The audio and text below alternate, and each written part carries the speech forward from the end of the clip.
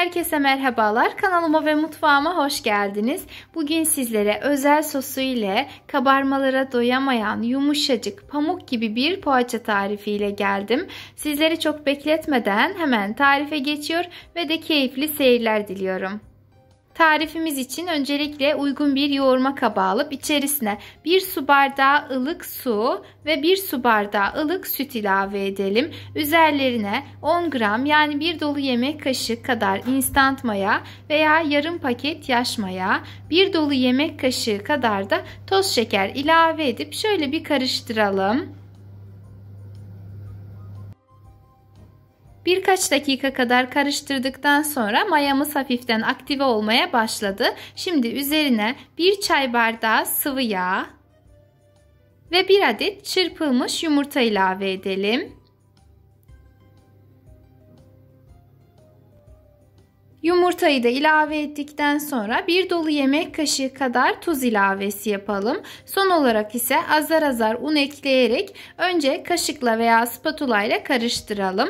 Daha sonra ise hamurumuz karıştırılmayacak kıvama geldiğinde spatulayı çıkartıp elimizle yoğurmaya devam edelim. Bu arada benim kullanmış olduğum su bardağı ölçüsü 200 mililitredir ve de 200 mililitrelik su bardağı ile toplamda 7-7,5 su bardağı kadar un kullandım. Miktar sizlerin kullandığınız yumurtaların boyutuna göre, hatta unun kalitesine göre bile değişebilir. O yüzden kontrollü bir şekilde eklemenizi tavsiye ediyorum.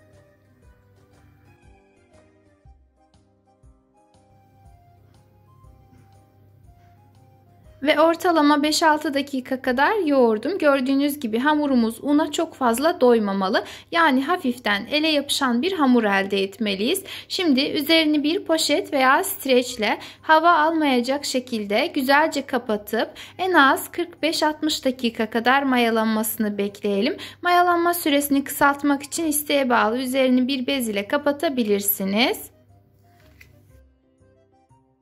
Ortalama 1 saat kadar beklettikten sonra hamurumuzun artık mayası gelmiş. Şimdi üzerini açalım ve elimizle hamurun kabarıklığını indirelim.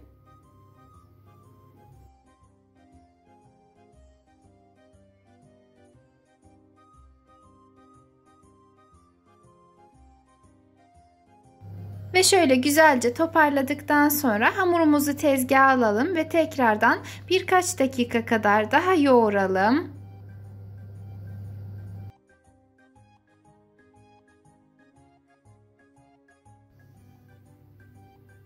Şimdi ise hamurumuzdan yumurta büyüklüğünde parçalar kopartarak elimizle beze haline getirelim.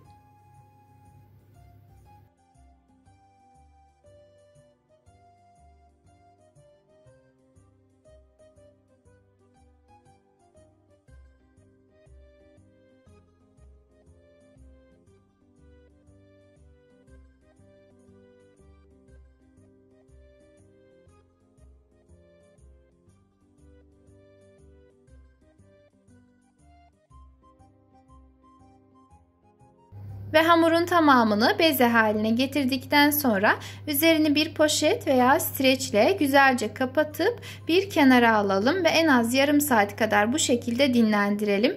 Yarım saatin sonunda uygun bir tepsi veya borcam alalım. Neyin içerisinde poğaçalarımızı pişirmek istiyorsak onu alabiliriz. İçerisini birazcık sıvı yağ veya katı yağ ile yağlayalım. Yağladıktan sonra ise tepsi mayası gelmiş hamurlarımızı içerisine alalım.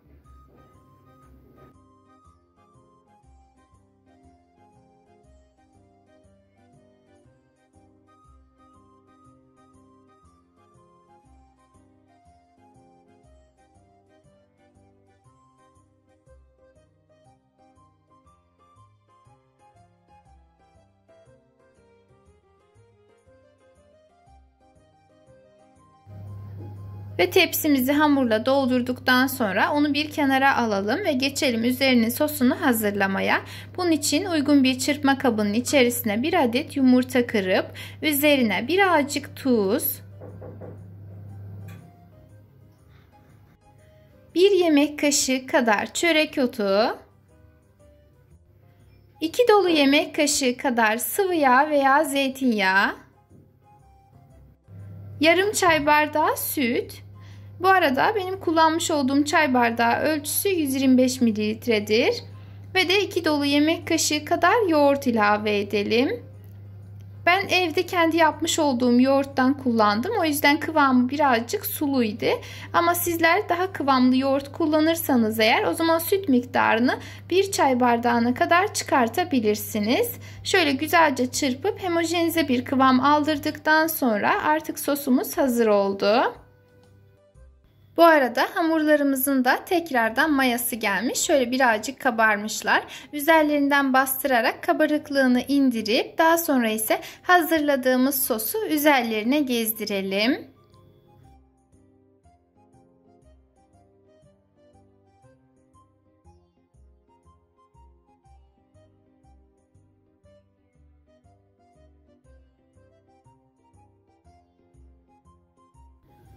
Sosu hamurun her tarafına güzelce gezdirdikten sonra 2-3 dakika kadar dinlendirelim. Sosunu ilk ilave ettiğimiz andan itibaren hamurlarımızda kabarcıklar oluşmaya başlayacak. Şu anda gördüğünüz gibi gerçekten de yumuşacık ve puf puf.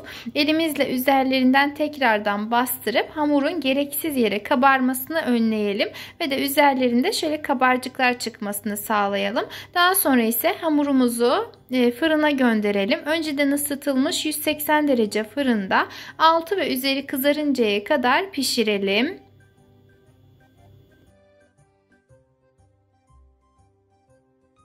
Ve özel sosu ile kabarmalara doyamayan yumuşacık pamuk gibi poğaçalar hazırladık. Özellikle de hafta sonu kahvaltılarınıza çok yakışacağını düşündüğüm bir tarif.